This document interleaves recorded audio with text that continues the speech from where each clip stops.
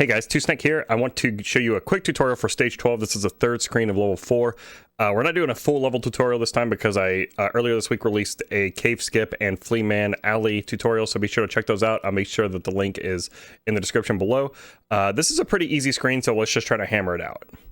So first things first is we have a dragon skeleton here that if we just move right, he causes problems for us. So when we start the screen, we can do a whip buffer, and that will manipulate this dragon bone skeleton and the next one. If you need a big heart, you can get it here. You will take some damage from this guy if you use the whip buffer strat. I'll show you another strat in just a moment. Oh, we actually didn't. That's fine though. You can. It shouldn't cost you any time. Get up here and throw a holy water. Whip 3 times. Throw holy water. Whip 3 times. Throw holy water. Whip 3 times. Actually, you're going to need 4 times at the end there, and I'll show you another strat really quick that'll actually speed it up a little bit, but it adds a little bit of risk, so that's really going to be up to you to determine what you're comfortable with. Let me show you an alternate way to do this screen. Instead of doing a whip buffer, we're going to do a pause buffer. You don't need to pause too fast, but you can't pause too slow either. I think just a steady tap, you know, about 10 frames, like, you know, pretty fast, but not like crazy, you know, pro speedrunner fast. So let's take a look and see what that looks like. There's our pause buffer. Let's get our double shot. Jump over this guy, get our big heart, and then this is also going to make sure that the dragon over here is going to be fine.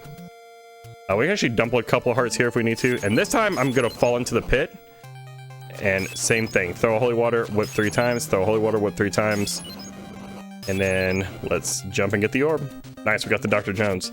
One thing I want to make sure that we're on the same page about with falling into the pit there is if you move it all once you're on the ground, if you move it all once you hit the ground, you're going to get into a space where your holy waters are going to fly off the screen, and that's not going to be any good. So when I fall off that small platform into the pit with the Frankenstein's monster, I take my hand off of the right directional, and I just hold up because I need to get ready to throw a holy water as soon as I hit the ground.